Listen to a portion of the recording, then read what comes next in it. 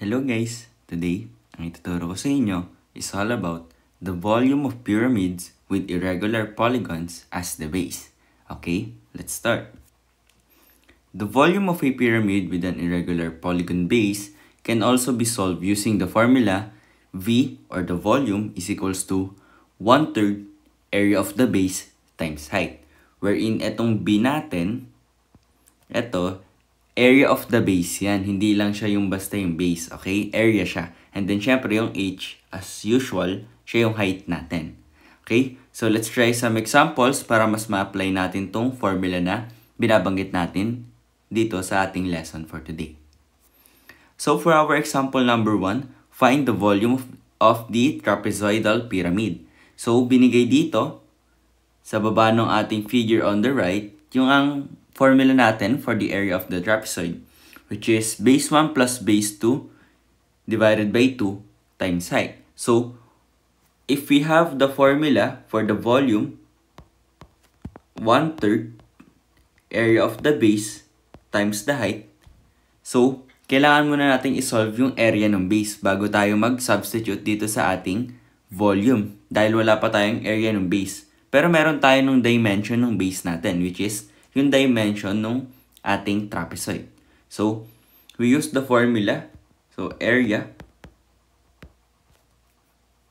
of trapezoid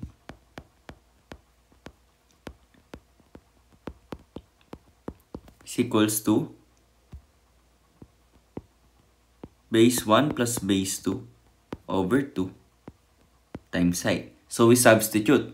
Yung base 1 natin, siya yung pinakamaliit na base, which is etong 4. Okay? So, meron kasi tayo dito dalawang legs. Ito and ito. So, yan yung base 1 and base 2 natin. So, kahit ano naman dyan, pwede kung ano yung i-assign nyo as base 1 or base 2. Pero, conventional na lang natin, laging ang base 1 natin is yung pinaka-shorter side, which is yung 4 inches. So, substitute natin to. Magkakaroon tayo dito ng 4 inches. Plus, yung ating base 2 na 7 inches. This is over 2. Then, multiply natin siya sa height natin, which is etong 3 inches. 3 inches. So, simplifying this, so we will have 4 plus 7 inches. This is 11 inches over 2. So, times 3 inches, which we will have, so this is 33 inches over 2. So, kapag sinimplify natin yung 33 over 2, that is 16.5. And then yung inches, inches times inches, magiging inches squared lang siya.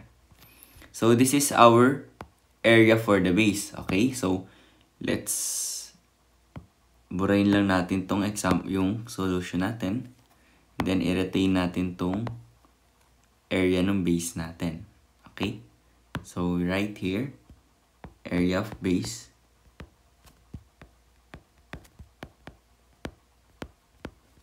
is equals to etong 16.5 inches squared natin. So, ngayon, dahil meron tayong area of base, magsasubstitute na lang tayo sa ating general formula for the volume ng mga irregular pyramids natin. May mga base na irregular.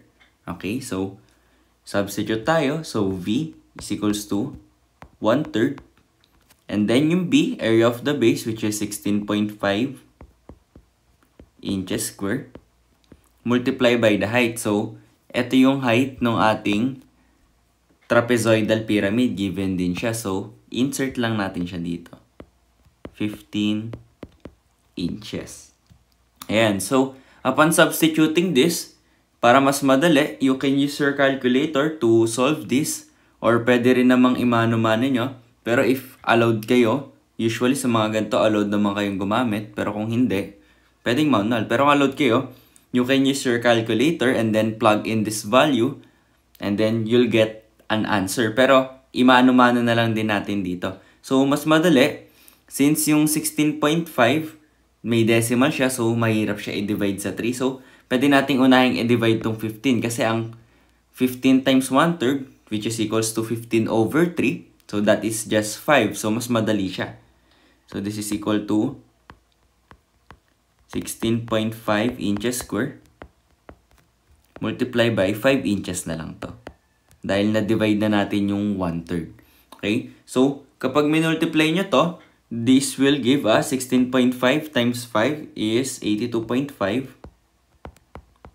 And then yung inches squared times inches, magiging inches cubed na siya. And then finally, this is our final answer. So, ito yung volume ng ating trapezoidal pyramid. 82.5 inches cubed. So, let's give some more examples. So, for our example number 2, find the volume of the irregular pentagonal pyramid. So, this time, pentagonal pyramid naman. So, una nating iisipin dyan, syempre, so, sulat ko lang uli yung general formula natin for irregular polygon yung bases. 1/3 ng area ng base times height. So, as always, kapag ganito, yung area of base muna. Pero paano ba natin sinasolve yung area ng base? Okay? Or in short, area ng pentagon natin. Which is, binigay dito, ihahati mo lang siya into area ng rectangle and area of triangle. Dahil kung titignan nyo, yung structure ng ating pentagon, ganito yung pentagon natin, di ba? 5-sided. Ito, square to. Or rather, rectangle siya. Depende. Pero usually, rectangle yan. So, may rectangle ka, area ng rectangle. And then, may matitira ka pang area ng triangle. So, i-add mo lang yung area na yun. And then, yun na yung area ng pentagon mo. So, let's solve that para magkaroon na tayo ng area ng base natin. So, area of pentagon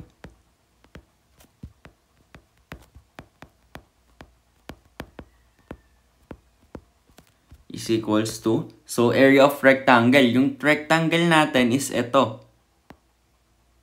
Okay? Which is meron siyang dimension na 8 by 12. So, for the area of the rectangle, it's just 8 times 12 kasi length times width lang naman. So, this is 8 centimeter times 12 centimeter. Finally, for the area of the diretso na lang din natin dahil area of pentagon naman yung tinutukoy natin dito. Plus, area ng triangle natin. Remember, the formula for the area of rectangle, or rather the area of triangle is 1/2 base times height. So, if this is our triangle, automatic yung base niya, itong 8. Kasi adjacent side siya ng ating rectangle. And then yung height given naman, which is 4 cm, ito nakalagay din. So, plug in lang natin yung values natin. So, we have 1/2. So, base natin is 8 cm times yung height natin na 4 cm. Ayan. And then, sisimplify na lang natin to find the area of the base. So, 8 times 12, that is, ano yun? So, that is 96. And then, cm times cm, that's cm squared. Okay? Plus, eto, simplify natin yung area ng triangle natin. So, 1/2, 8 times 4. So, 1/2 ng 8 muna, that is 4. And then, 4 times 4, that is 16. And then, yung cm natin, cm times cm, magiging cm squared uli siya. And then, finally, adding these two values natin, 96 plus 16, this will give us 112. Then, copy lang natin yung unit na centimeter square. So, area ng base pa lang to, area ng pentagon. Ipa-plugin pa natin to dun sa ating original formula for the volume to get the volume. So, burahin lang uli natin to. And then, area of the base. Na sinolve na rin naman natin to. So, pwede na natin tong isulat na lang dito. Which is itong 112 cm square. Okay? So, nabura din pala dito yung 3. So, from our formula, V is equals to 1/3. Then, plug in natin yung area ng base, which is 112 cm square. Don't forget the units. Times yung height natin, which is given din naman, which is ito. Okay? Height ng ating pentagonal pyramid. So that is 15 centimeter. And then, you can simplify this. If allowed kayo gumamit ng calculator, you can use your calculator to simplify this. Pero kung hindi naman, pwede namang imano-mano na lang uli natin. So, since ang 112 hindi siya divisible by 3, so magkakadecimal tayo dyan, medyo mahirap siyang i-divide. So, pwede nating i-divide yung 1/3 or yung 3 dun sa 15. We can multiply 1/3 by 15. And that will give us 5. Kasi 15 divided by 3 is 5. So, copy natin yung 112 cm squared. And then ito, magiging 5 cm na lang to. Kasi, na-multiply na siya sa 1/3. Okay? And then, 112 times 5, that will give us 560. And then, cm squared times cm is cm cubed.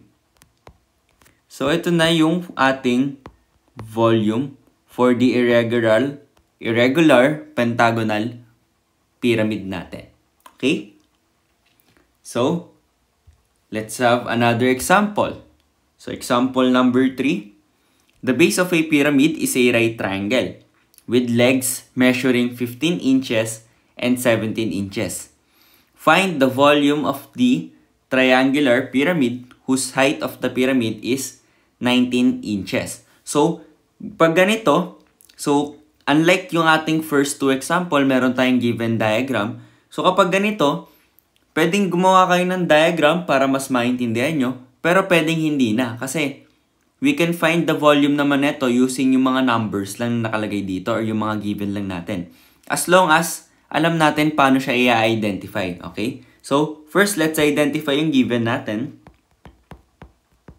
So, for our given, sinabi dito, ang base daw ng pyramid is right triangle and then nagbigay siya ng measure ng leg. So, dalawang measurement ng legs yan.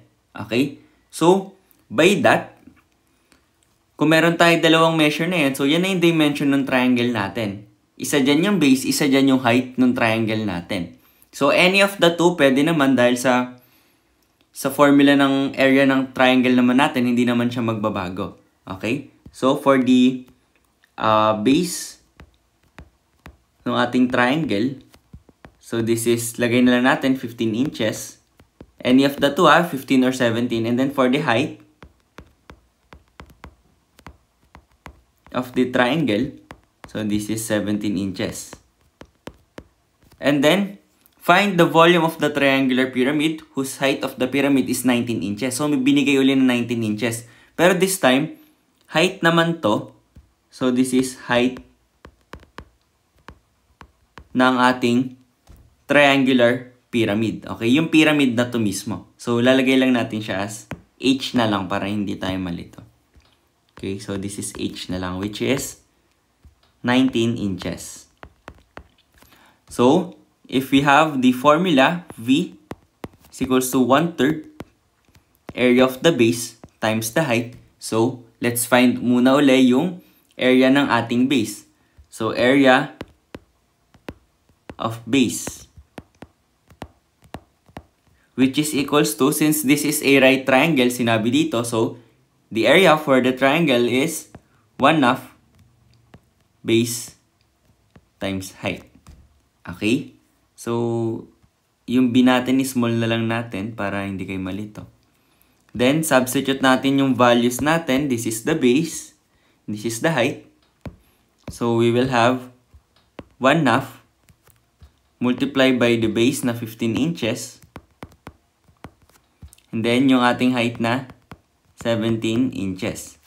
And then, simplifying this, anong makukuha natin?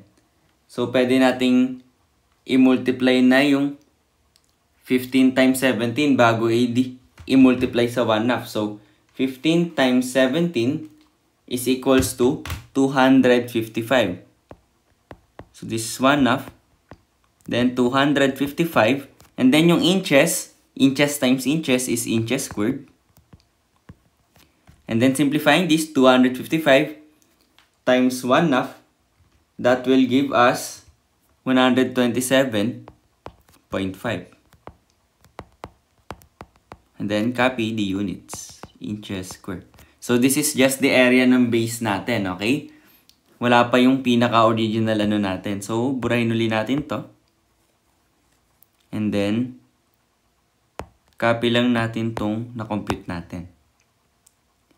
So, ngayon, since meron na tayo nyan, magsasubstitute na tayo sa ating area, or rather, yung ating formula for the volume, which is V is equals to 1/3 area of the base times height. So, copy natin yung 1/3.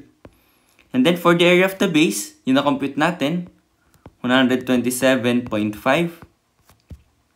inches square times yung height natin na 19 inches. Okay? So, this time, puro siya decimal. So, I guess you can use your calculator to solve this one para mas mapabilis kayo.